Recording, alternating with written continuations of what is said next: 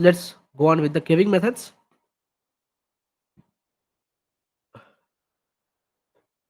So we have block caving. Processes involves undercutting a large section of ore, which causes it to collapse under its weight. Ore is then collected from draw points below the collapse zone.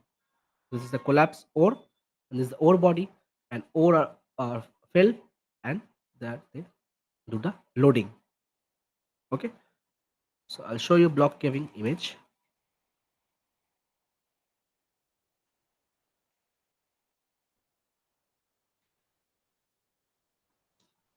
Yeah,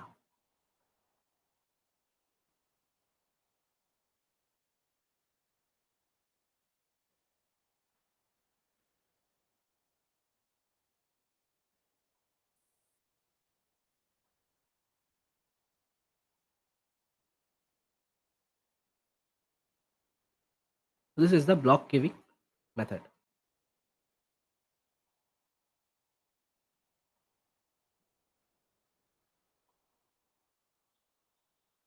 You can see there are dynamite blastings, and these are the rock bodies which collapsed. Okay, and then by using tunnels, and this is the production level where they will carry all the rocks and then transport it to surface. So they are using here undercut levels. Okay, right? This is how a diagram of a block level caving will look like.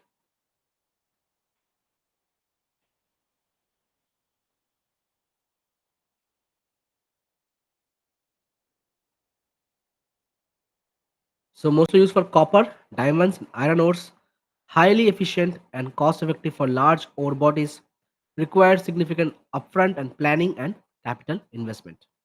Okay, this is the ore body, this is the collapsed ores and ore fill, and then they are carried through truck. Okay, like this they use block caving method.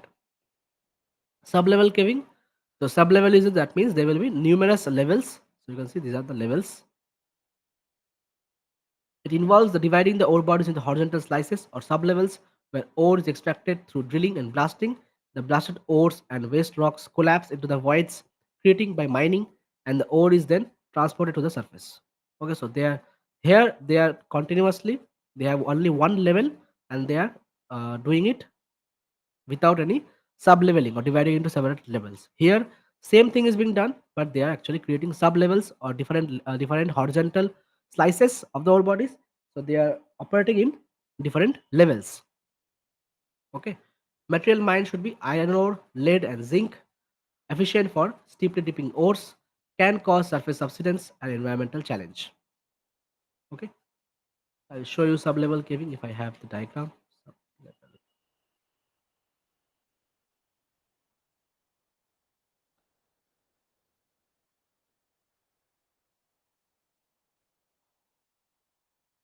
Okay.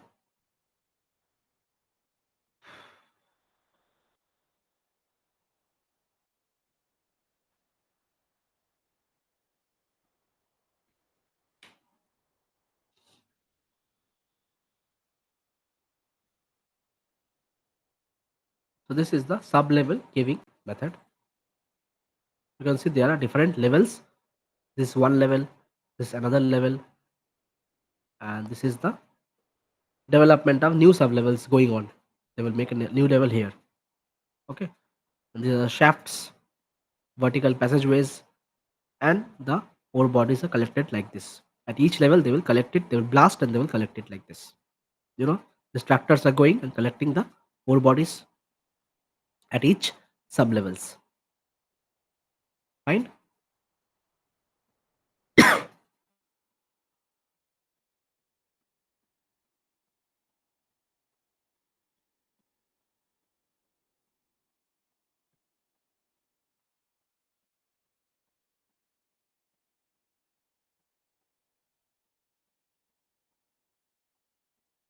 Then we have a long wall mining. So a long wall of coal is mined in a single slice with the roof allowed to collapse behind the mined out area. Hydraulic shields protect workers and equipment during mining. Okay. Setting up, so developing an access tunnel and installing equipment. This is the long walls, long wall blocks. A shearer cuts the coal from the seam, okay, and then the coal is moved via conveyor belts.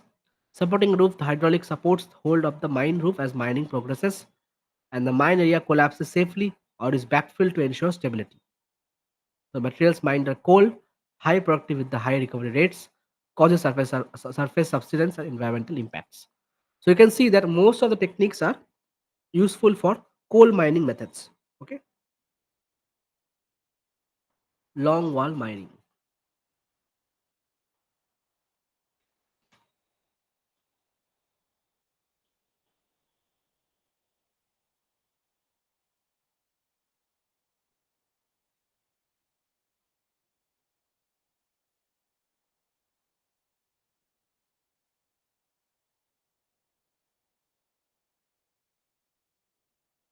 So you can see this is the long wall mining method where there is a inclined ore body.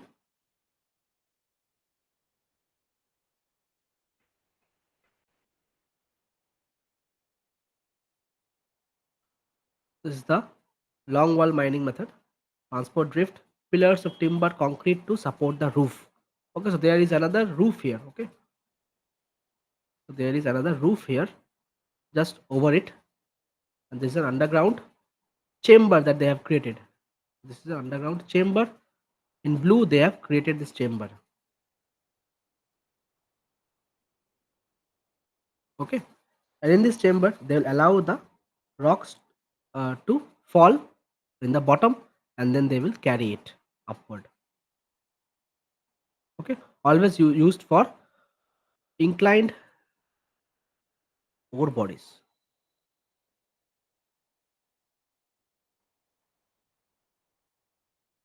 Okay,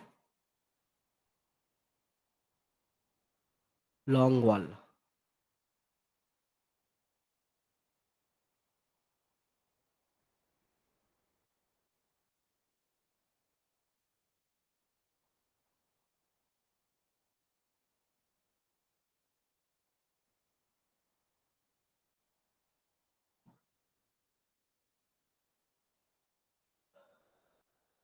Okay, so this will be the last topic. We have in situ mining method where minerals are extracted without traditional mining by injecting chemicals or solutions underground to dissolve the minerals. The solution is then pumped back to surface by processing. So mostly the radioactive minerals like uranium, you also use for copper and then potash, or from K feldspar you can use potash.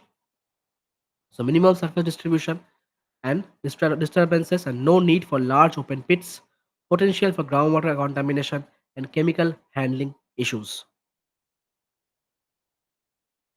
So they use like drill pipes, inject the chemical inside the formations, okay, and then they will pump it and extract it, write it like this. Mostly used for uranium, potash type of mineral, and copper. And there is a disadvantage that it potentially causes groundwater contamination and chemical handling issues because they are injected directly into the ground, and that can seep down to different kind of rock, say example limestones and other rocks which are porous and can contaminate the groundwater. Okay, so this was all about in situ mining. So I'll end this lecture here with in situ mining. In the next lecture, we'll talk about mineral beneficiation processes and ore dressing. Okay, mostly I will complete mining methods or uh, mining geology in the next lecture. Okay, then we'll move on to groundwater and engineering geology. Okay, thank you for listening. So this was all about a little bit descriptive class where you don't have to understand any concepts, but you have to memorize certain process involved. Okay, and the classifications of different mining methods. This was mostly subjective based and not conceptual based, and mostly diagrams are needed in this kind of answers.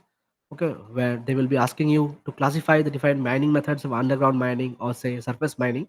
Then you have to note down or write down all the different classifications of surface mining, or it can be underground mining, and then you have to make proper labeled sketches. Without that, your answers has no value. Even if you write in description or not, that doesn't matter. But sketches and the points are very much necessary. Okay. So prepare like that only. Practice the diagrams well, and best of luck for your exams, for your preparations. Thank you. Meet you in the next class.